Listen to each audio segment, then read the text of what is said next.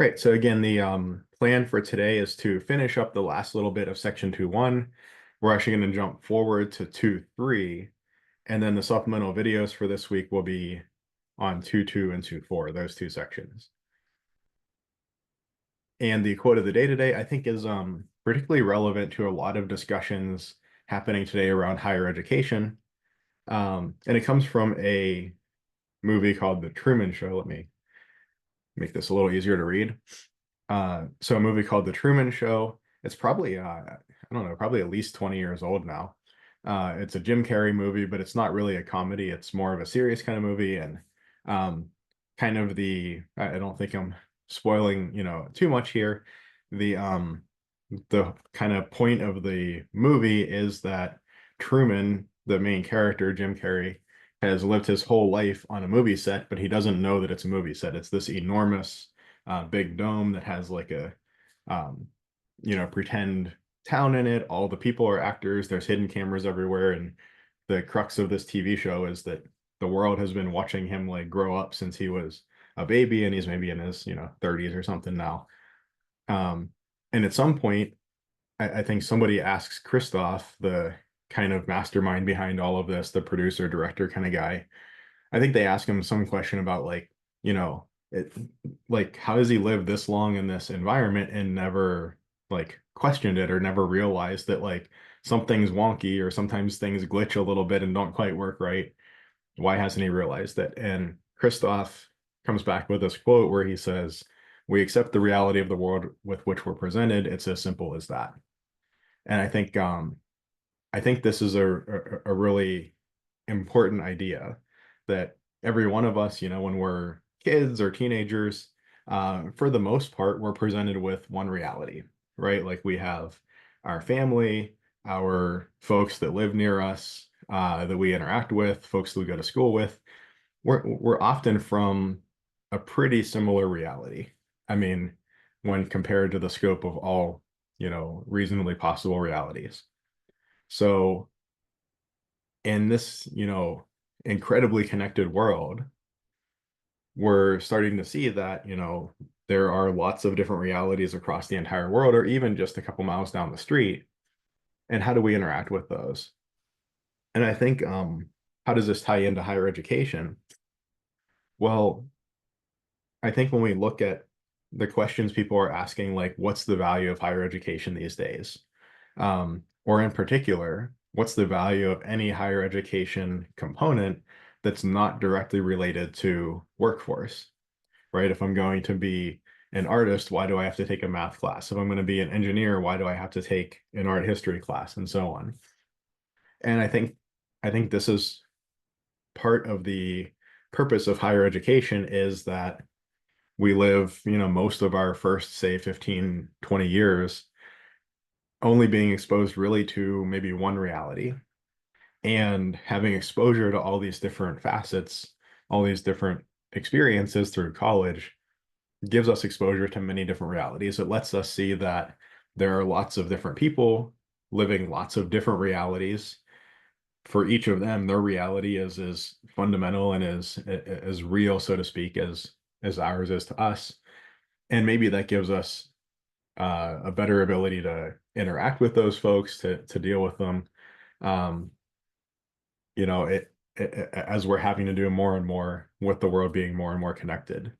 Um, Now, I think the workforce component is incredibly important. We've seen stories of folks who go for some degree and then find out they can't get a job in that. They have all this debt. That's not a position that we want folks to be in either. So there's a balance, right? We want to train folks for the ability to do their career, to have family supporting jobs, but we don't want to leave behind this general education component, this idea of kind of broadening horizons. Um, yeah, and I think that's an important component of higher ed, and that's something that people are questioning a lot these days. And I think it's kind of, I don't think it's bad that we're questioning it, but I think um, it's sad in a sense, uh, I don't know what the right word is, but like, almost like the furor with which people are questioning this, um, or animosity maybe is a better word, that for most of human history, things like the ability to study philosophy or math or history or things that don't directly relate to your job was very, very limited, right? For the most part, most of those things could only be studied by the elite, the aristocrats or the royalty or the wealthy folks who didn't have to worry about, like my dad was a tanner and his dad was a tanner. He's going to teach me how to tan leather and I'm going to be a tanner. And that's what most of my effort is going to go towards, or farming or whatever it may be.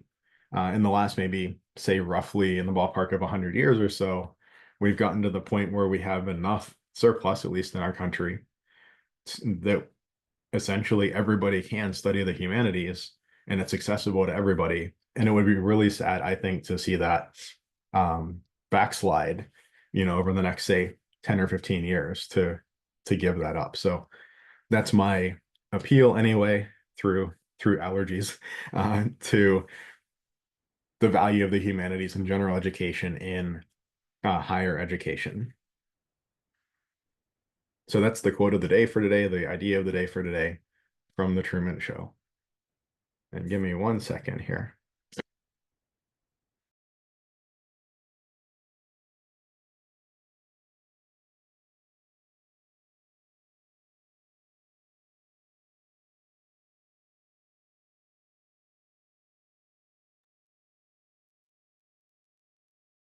All right. Okay, so moving on to the material for today. So we discussed quite a bit about solving linear equations last time. We have this one last little topic, classifying types of equations. So all the equations we saw last time had exactly one solution. There was exactly one value that we could substitute in for the variable in the equation to result in a true statement. We have other types of equations, though, that, maybe there is no solution, like this one here. Or I'm sorry, not like that one there, like this one here, if I can select the right one. Or like this one here. So, oh, sorry. This one, no solution. We have other examples like this one.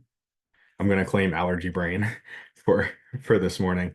We have examples like this one where there are no solutions. There are no x's we can plug in that yield a true solution. And we have examples like this one where there actually are a bunch of x's we can plug in, values that we can plug in for x that result in a true equation. So let's look at these three possibilities. So the first one is kind of our standard type of linear equation. We have x plus 1 equals 4. We subtract 1 from both sides.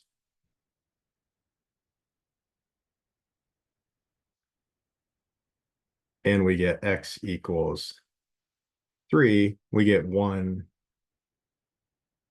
solution.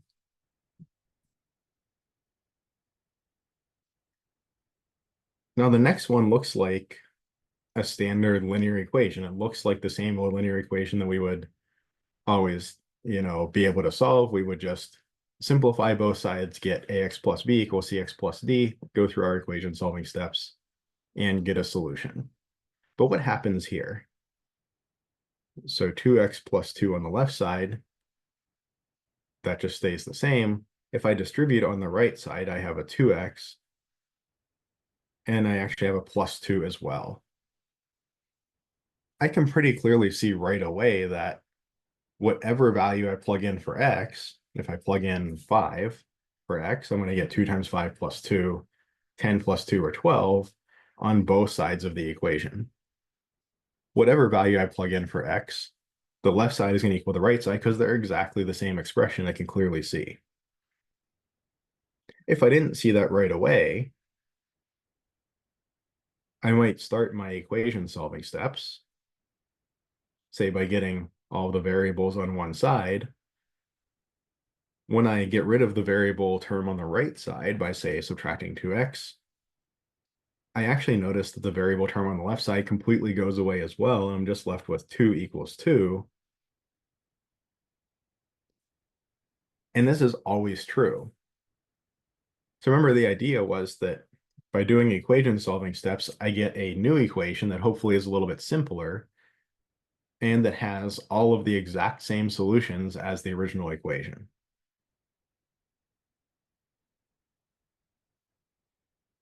So I took this original equation, did some equation solving steps, and ended up with 2 equals 2. This is true, and importantly, it's true for all x. Whether I had initially chosen x equals 1 or x equals 100 or x equals -13, that initial equation has the same truth value for whatever x I choose as this last equation here, 2 equals 2. It is always true for any x that I choose. On the other hand, if I look at something like this one, x plus 1 equals x plus 4, if I say do my first equation solving step, subtract x off of both sides, that gets rid of my variable term on the right, leaving me with 4 on the right. That also gets rid of my variable term completely on the left side, leaving me with 1 on the left. 1 equals 4, well, that's a false statement.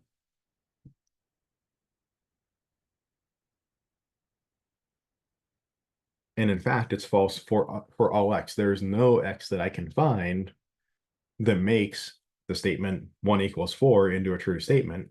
Therefore, there's no x that I can find that makes the statement x plus 1 equals x plus 4 into a true statement. So these have different names. This first situation, the kind of, let's say, maybe standard situation, is what we call a conditional equation. In other words, the equation is true, but with some conditions. The equation can be true, but under the condition that x is 3. If I picked a different value for x, the equation would not be true.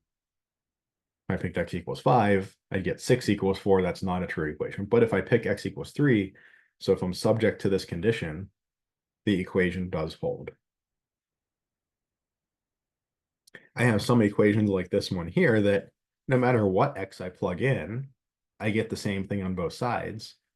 No matter what x I choose, I get a statement, a claim, an equation that is true. This is called an identity.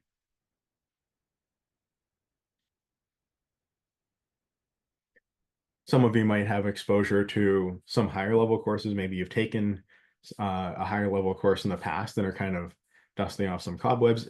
If not, that's not a problem, but you might have heard of things like trigonometric identities, things like that. These are formulas that you say, these two things are equal for all values of the variable. It's just a rephrasing, a restating of an idea. So maybe sometimes this way is the easier way to deal with it, to use this formula, and sometimes a different way that's exactly the same thing, just kind of stated slightly differently. Maybe sometimes that's the preferable formula to use. So these ideas of identities are important ideas in math, particularly as you progress to higher levels of math. So being able to state the same thing in different ways and then use, you have an assortment of different options to use that formula. You can pick the one that works best for your situation. And then lastly, something like this that can never be true no matter what x we plug in.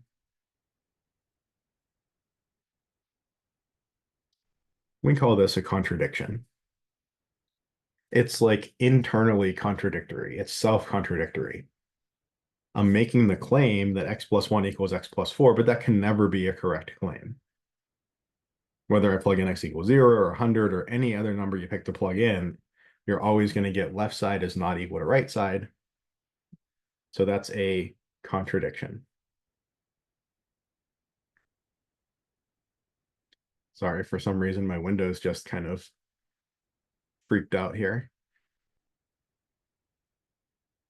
Like I said, I'm working with a new setup, so it's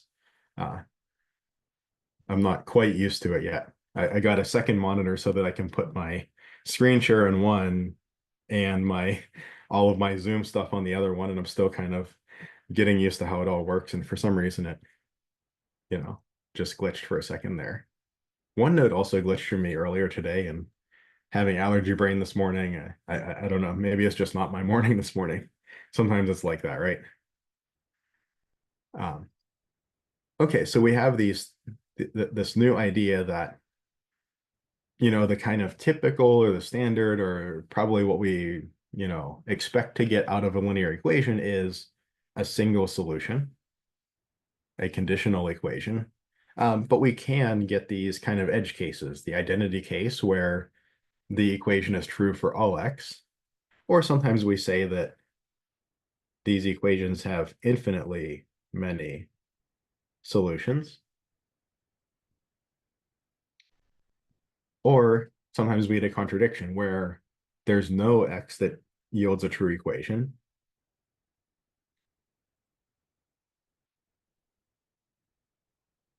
And here we would say no solutions. And it turns out that these are the only three cases that we can have. We can have no solutions, exactly one solution, or infinitely many solutions. The geometry of straight lines helps us understand why this is true. But for instance, we cannot come up with a linear equation that has exactly two solutions or exactly five solutions. They either have to have zero solutions, one solution, or infinitely many. Those are the only three cases.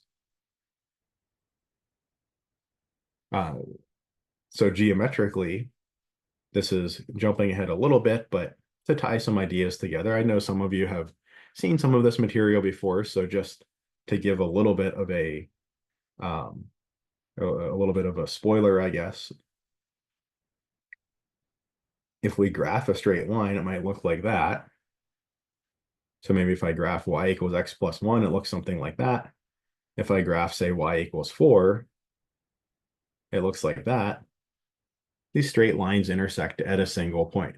I think we intuitively understand the straight lines that intersect like this will intersect at a single point. It can't be a straight line if it kind of curves back around and intersects at a second point. That can't happen with a straight line. These two cases, well, this might be where I have two straight lines that are parallel and that aren't the same line, giving me no solutions, or two lines that are parallel and are the same line, giving me infinitely many solutions. So again, this is kind of jumping ahead a little bit, but for those of you who remember some of this stuff, just pointing out this tie into the geometric side at this point. As kind of a side note, I think one of the very powerful strategies in mathematics is having a solid enough understanding of the algebra and of the geometry that for a given problem, you can jump back and forth between the two to help you gain intuition or to help you solve the problem. You might get stuck, run up against the problem on the algebraic side. Can you jump over to the geometry and push your way through that hurdle? Or vice versa, you might be working on a fundamentally geometric problem, get a little bit stuck. Can you then lean on some algebra to move forward? So being able to jump back and forth between the algebraic way of thinking and the geometric way of thinking, super powerful in mathematics. Okay, so let's look at some more complicated looking equations. Try to decide whether we think they are conditional identities or contradictions. So we take a look at something like this. At first glance, I really don't know which one this is going to be. I see the left-hand side looks pretty well simplified. 15x plus 32. The right-hand side could use some simplification. I want to distribute my 2 into the parentheses here. So I get 20x minus 14. OneNote just loves correcting my 4s to 9s. Wants to be very helpful. 20x minus 14, and then minus 5x plus 46. Well, I notice that 20x minus 5x is 15x. 46 minus 14 is plus 32. I see clearly I have something equals exactly the same thing. If I really wanted to, I could go one more step here, do one equation solving step, get, say attempt to get all of the x's on the left side. But I see if I try to do that, all of my x's just go away and I get 32 equals 32, which is always true for all x's. Because 32 equals 32 is a true statement, no matter which x I had chosen originally, 1 or 10 or negative pi or anything. 32 equals 32 is always a true statement for any x. That means this original monstrosity is also always a true statement for any x. That means this is an identity.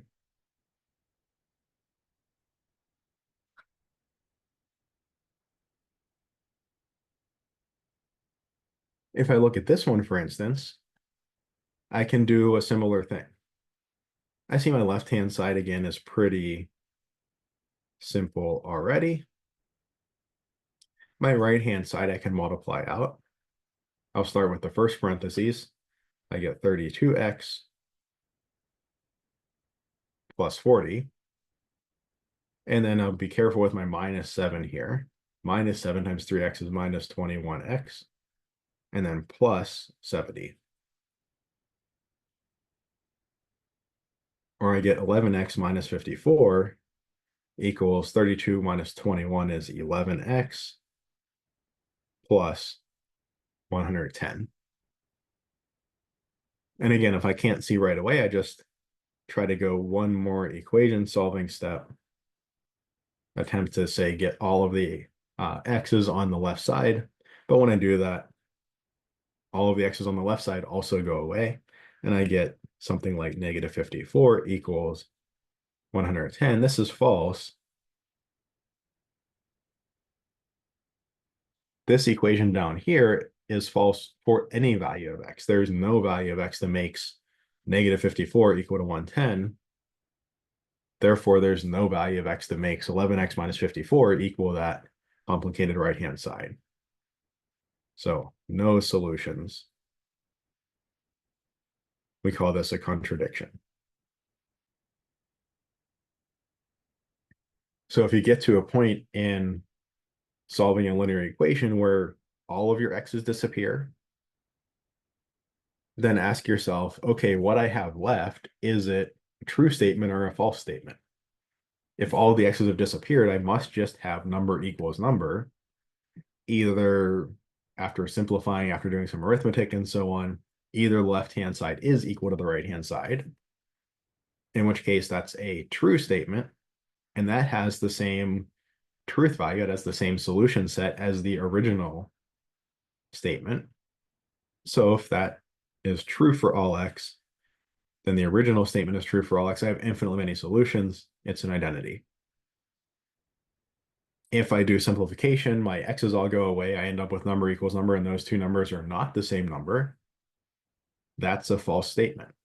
If I just have number equals number, neither side is affected by what value of x I choose. So that's a false statement for every x. There are no solutions to this equation. Therefore, there are no solutions to the original equation. Again, the purpose of these equation solving steps, and us being careful to do the same thing to both sides and so on, is to make sure that at each step along the way, our solution set remains the same. But if I get to here and there are no values of x that make negative 54 equal to 110, then there are no values of x that solve this original equation. It is a contradiction. The left-hand side cannot equal the right-hand side, but I'm making a claim that it does. I've contradicted myself here. Any questions on any of that?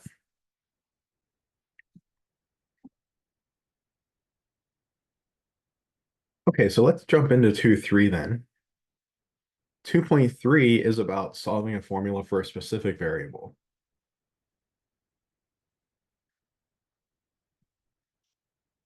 So if we think about, I didn't rewrite it, but if we think about our equation solving steps for a linear equation, we had basically simplify. Maybe, we can kind of wrap into simplifying things like distributing, clearing fractions, clearing decimals, things like that. But we want to get down to where we have ax plus b equals cx plus d, where x is our variable and a, b, c, and d are our constants. And then we get the variable terms all on one side by subtracting. We get the constant terms on the other side by subtracting, or I suppose adding, subtracting a negative. And then we have something like, ex equals f. And then we isolate the variable itself by dividing by the coefficient. That was our strategy. So that was our strategy when we had numerical coefficients like this. 11x minus 54 equals blah, blah, blah. And I want to solve for x. In other words, I want to get down to something that looks like x equals number. Or really what I wanted to do was isolate the variable itself. I wanted to get that x by itself. Well, if I come down here, I can look at formulas. Say, for instance, this formula, d equals RT, the famous good old formula, distance equals rate times time. So if I'm going 60 miles an hour and I go that speed for 1 hour, the distance I've traveled is 60 miles per hour times 1 hour, 60 miles. So distance equals rate times time. If I know the speed that I'm going and I know the time that I've gone that speed, I plug those into the right-hand side, do some arithmetic, I get my distance. I'm happy with that. But maybe I know my distance and my rate, my distance and my speed, and I'm curious how long it took me to get there. Or maybe I know a distance I want to go and the speed I think I can get away with, or what the speed limit is, or however you want to think about it. And I want to know how long is it going to take me to get there if it's this far away and I'm planning to go this speed. So maybe I would like to be able to use this formula, but have it in a slightly different rearrangement of the letters. So here I want to solve this formula for one of its variables, t. Kind of initially, I think of distance, rate, and time maybe all being variables. But I know that if I kind of choose two of them, that determines the third one. If I tell you what speed I went and for how much time, then you can tell me what distance I went. If I tell you what distance I went and what speed, you can tell me how long it took. So if I want to solve this for t, I want to do equation solving steps to eventually get to t equals something. That right-hand side will be a formula that I can plug in values of d and r into, and that will yield an amount of time. It's just a rearrangement of the same formula, but put into a different context that maybe makes it easier to use for some problems. Okay, so if I look at this, if I'm looking to solve this for t, I kind of shift my thinking a little bit and I say, okay, I'm going to kind of think about t being like the variable, and I'm going to think of the other letters, d and r, as kind of being like constants. D could be, I could think of it as if it was a 3, and r, I could think of it as if it was a 5. So if I had 3 equals 5 times t, or 5t equals 3, I know how to solve that. I just divide by 5. If I have d equals r times t, where t is a variable, or if I have rt equals d, I know how to solve that. I just divide by r. So let me actually write t in a different color here. So if I have r times t equals d, this is just like number times variable equals number. We've seen this pattern before. This is just a single step equation. I have my variable term isolated, my variable term on the left, my constant term on the right. I divide by the coefficient of the variable. My variable is t. What is multiplying t? It's just the letter r. I divide by r on both sides. On the left side, the r divides out, and I'm just left with t. I've isolated the variable on the left. And on the right side, I have d divided by r. This equation is completely equivalent to the first one. But if you were given d and r and asked to find t, this formulation would be easier for you to use. If you were given r and t and asked to find d, the original formulation would be easier to use. Being able to go back and forth between different formulations of the same idea is quite valuable, because if I have different setups for different problems, one problem I have d and r given to me, want to find t, another problem I have r and t given to me, I want to find d. I like to be able to use the formulation that fits each problem best.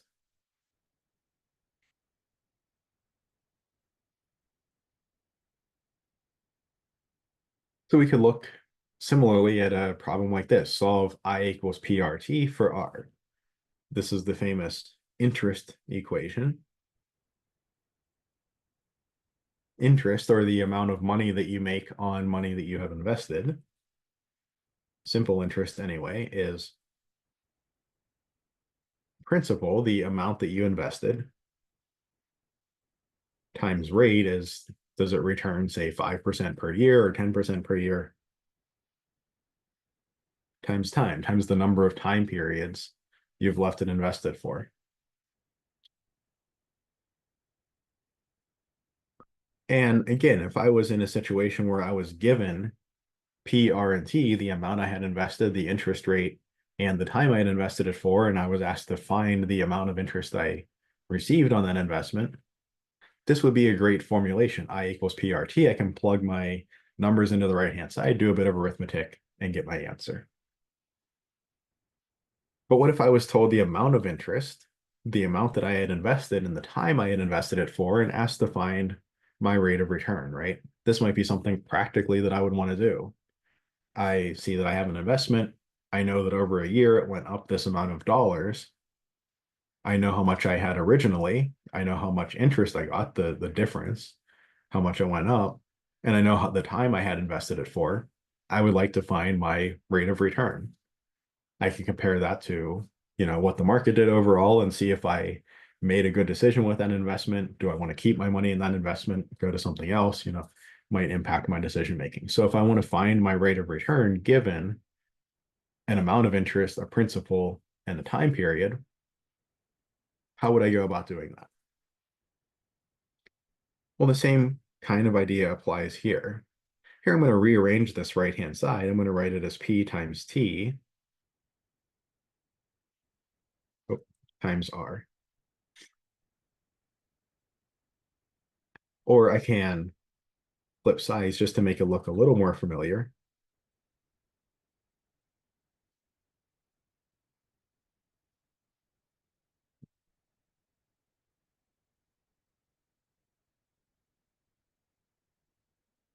P times T times R equals I. Again, here R is our thing we're thinking of as a variable. We want to solve for R. So I want to get R equals some other stuff, in particular, some other stuff without any R's in it. That's an important note. So I kind of think of P, t, and I just as if they're numbers. If I had number times r equals number, what would I do? I would divide by the number that's multiplying r. That would isolate the variable itself. It would isolate r on the left side, and I would get whatever I get on the right side. If I want to do the same thing in this context, what is multiplying r? It's p times t.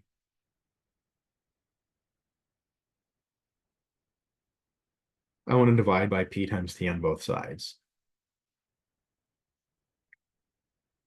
On the left-hand side, that pt coefficient divides out, it goes away. I'm left with just r on the left-hand side. And on the right-hand side, I'm left with I divided by pt.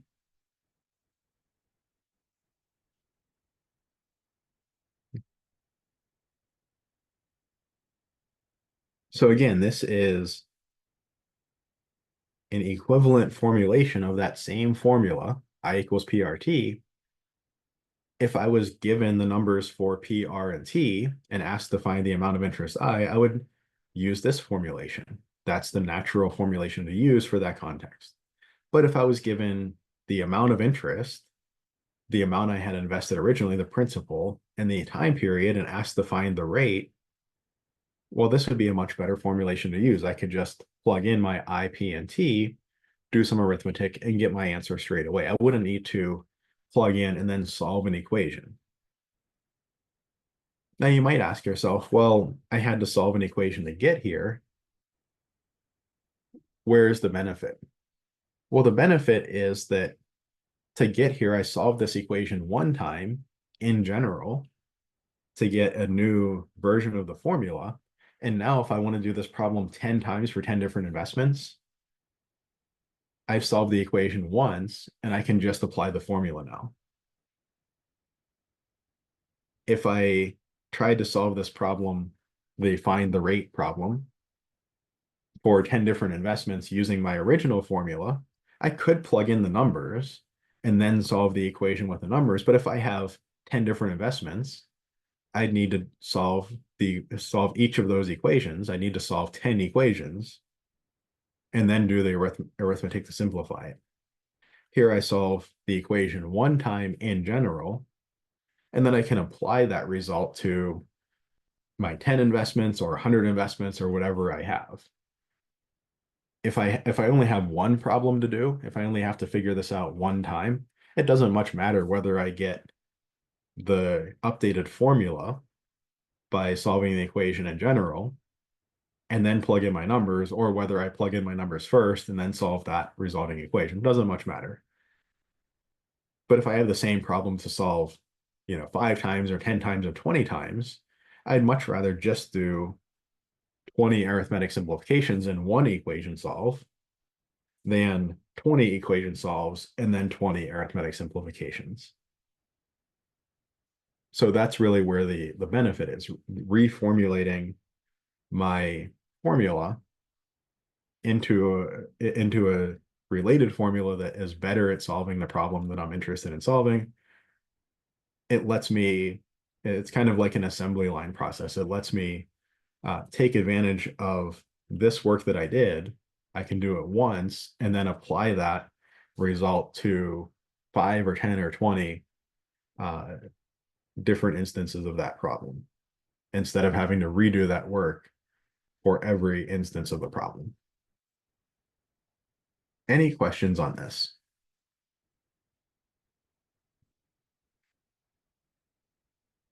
Okay, so let's look at this example. This is an example that's formula for the area of a trapezoid.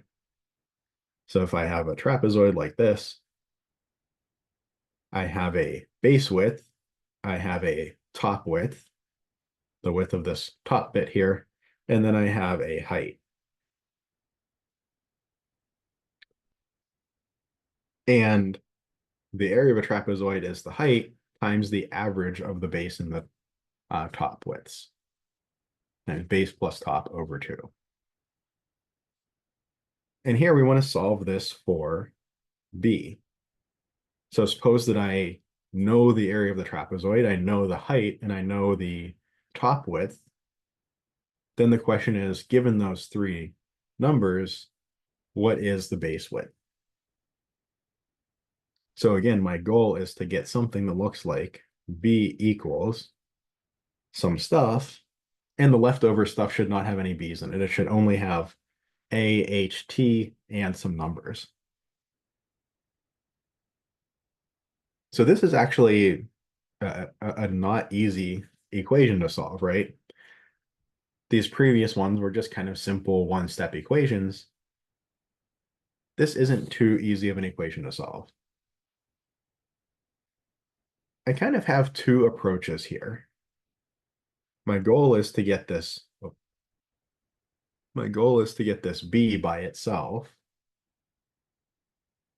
I can either kind of start chopping away at it little by little, or I can kind of follow my basic equation solving strategy. So I can either say, okay, I see that I need to get rid of this factor of H. Let me just divide both sides by H.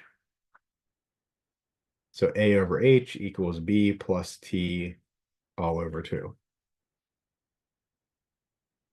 I also noticed that it would be nice if I didn't have that over 2. It might be nice to clear fractions or clear that fraction. I can multiply both sides by 2. 2A over H equals B plus T. If you're not comfortable with fraction rules, that's a really good thing to go back and review. So for instance, 2 times A over H equals 2A over H. That's an important fraction rule that if a number is in front multiplying a fraction, it can kind of jump up into the numerator and just multiply the whole numerator. That's the same thing. That's an equivalent way of writing that fraction. And then I say, okay, now I have variable plus constant, so to speak, equals some stuff. I can subtract t from both sides. And if I flip things around, I get 2a over h minus t. I could go about it this way. This is a more kind of ad hoc way. It works great in this situation. It might not work so great in another situation. I could also, if I didn't feel comfortable doing that, I could just stick to my equation solving steps. There's no problem with that. I want to get constant equals constant times b plus constant. How can I do that? Well, I see that with a little bit of manipulation, a equals, the a on the left side didn't change. On the right side, I have basically what I have is h over 2 times parentheses b plus t. So that's h over 2b plus h over 2t.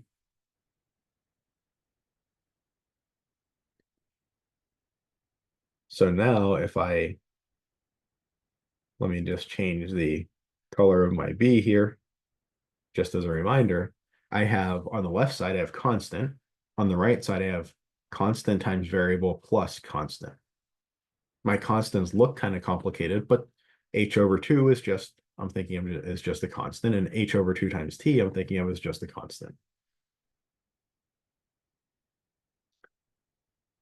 What do I want to do next? I want to isolate my variable term.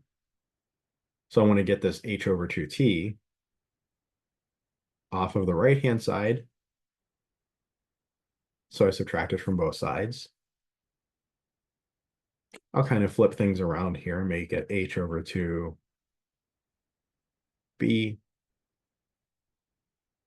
equals a minus h over 2t. And then I want to divide by h over 2 on both sides. But dividing by a fraction, that's the same as multiplying by its reciprocal, right?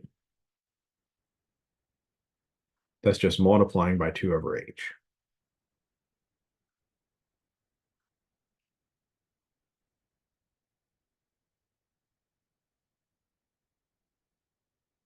H over 2 times 2 over h, that just makes 1. That goes away. On the left, I'm left with b. So it seems that I have successfully isolated the variable. And on the right-hand side, maybe I'll do this in two steps.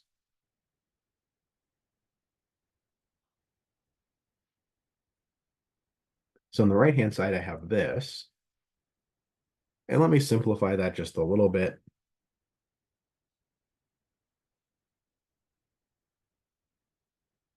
I'll distribute. I get 2a over h. Well, 2 over h times h over 2, they go away. This just gives me a minus t. I get the same thing either way. It's just a question of, do I want to do this in kind of a almost like a puzzle solving way, like where I say, okay, I'm going to kind of break from the general strategy. You saw that the general strategy just took a little bit longer to do.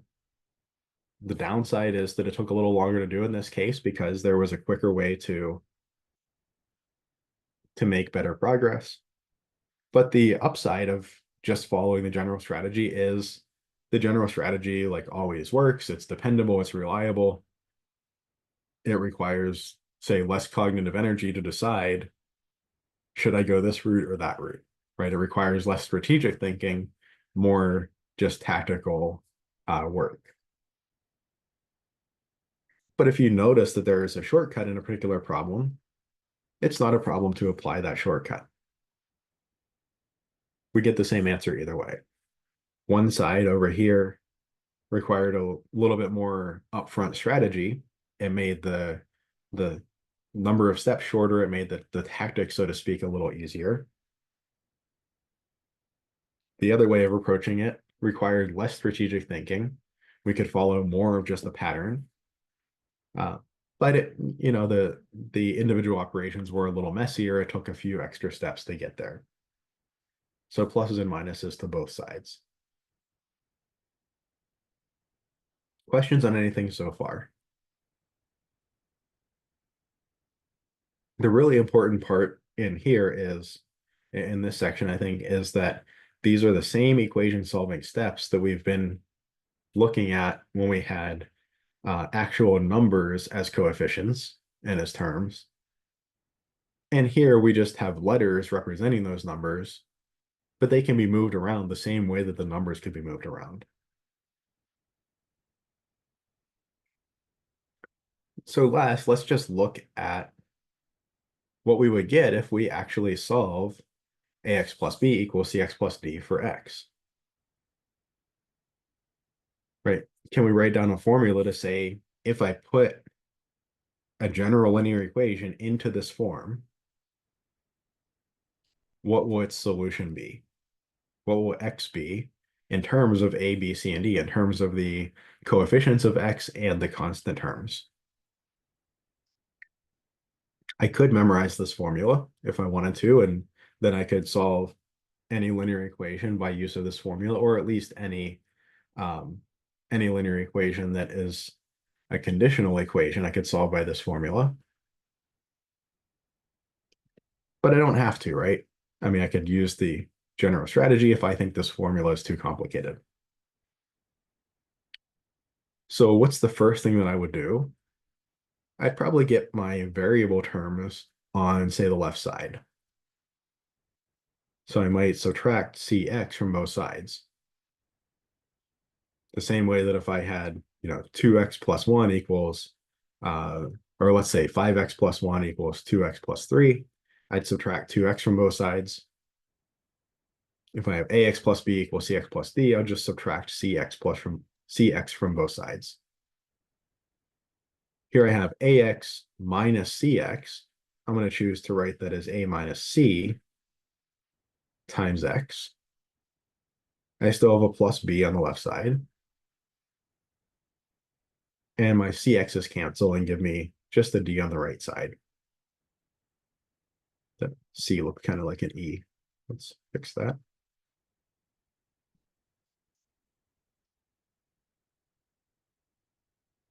Now I have my variable term, but it's still attached to a constant term. I'll get my constants on the other side by subtracting b.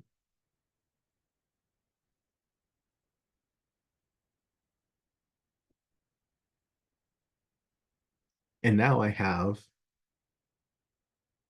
constant times variable equals constant. D minus B kind of all together is just a constant, right? X is our only variable here. We can even draw it in blue if we wanted. So D minus B, that's just subtracting two numbers. That's just some other number. The best way we can represent it here is D minus B. We can't simplify it any further because we don't know what numbers D and B are. But in the abstract, we know that D minus B is just going to be another single number.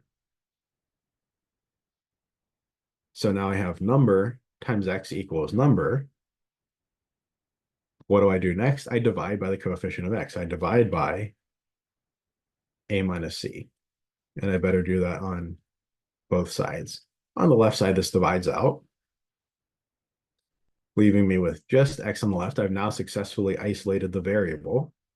I've isolated the variable term. Now I've isolated the variable fully. And on the right side, I have D minus B over A minus C. So if I have a linear equation and I put it in, maybe I'll call this like standard form,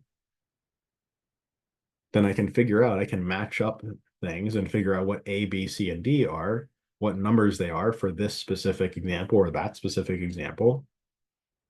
And then I could, in theory, just plug in those values of A, B, C, and D down below and get my answer. Now, it should be said that this only works with a conditional.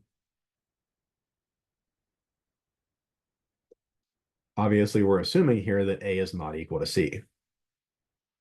If A is equal to C, we divide by 0, and that's no good. So if A was equal to C, that's when we get either an identity or a contradiction, because that means if A equals C, this would be 0. My whole variable term goes away. And then I would just get the statement B equals D. And that's either true or false based on the values of B and D. So this formula would only hold for the case where A is not equal to C, but any conditional we can solve this way. Now, personally, I think that remembering this formula, and in particular getting, because we have minuses here, we need to get our A, B, C, and D not only on the right numerator or denominator for each one of them, but also on the right side, right? So A minus C isn't the same as C minus A. I think this formula is probably a little cumbersome to remember. It's probably easier to go through solving the equations just using the general strategy, the equation solving steps each time. So if I had 20 linear equations to do, I probably wouldn't memorize this formula, even though it would save me from doing those steps 20 times. I'd only have to do the arithmetic 20 times and not the algebra 20 times.